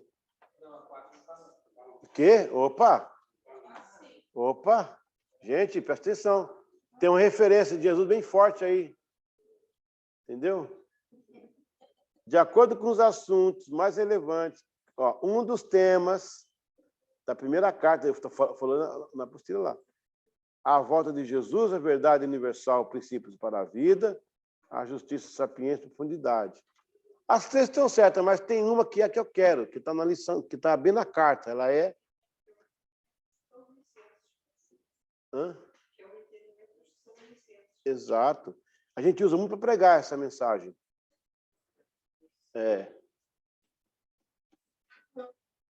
Pedro, não consulta a apostila. Tá não? Tá bom. O André tá rindo aqui, o André, olha lá. André, essa turma aqui é difícil, viu? Aqui são os corintianos, os coríntios. Os Corinthians aqui é difícil. É o Márcio que faz isso aí, ó. Quando fechar, aí eu vou falar, mas eu posso falar agora. Acabou? Pastor Elcio? Não. Não pode. Ah, é? É outra lição, tá bom. Eu confio na irmã. Aleluia. MRV é uma classe difícil, viu? O pior de tudo acontecer é com certeza. Com certeza, né? Você está em dúvida, vai buscar a resposta correta. Mas amém. Se errar também é 0,25 de ponto, gente, né? Não pode errar sempre, né? Porque aí compromete. Mas esse sistema é muito bom, esse sistema que eu uso aqui, ó. Você acabou a aula da provinha, já 4 questõezinhas, do que aquela 10 questões depois de 3 meses de aula. Aí você fica... Não é legal, né? Quem acabou? Todo mundo acabou? Todo mundo? Ok. O tema principal da carta, segunda carta, eu vou dar para vocês a ficha. O mesmo Senhor descerá do céu com alívio, 4,16, que é a volta de Jesus mesmo. Paulo fala, e o mesmo, ao ouvir o sonido da trombeta, nós que ficarmos vivos, subiremos a encontrar o Senhor nos ares, depois, né? Só que a pergunta fala na primeira parte, não na segunda.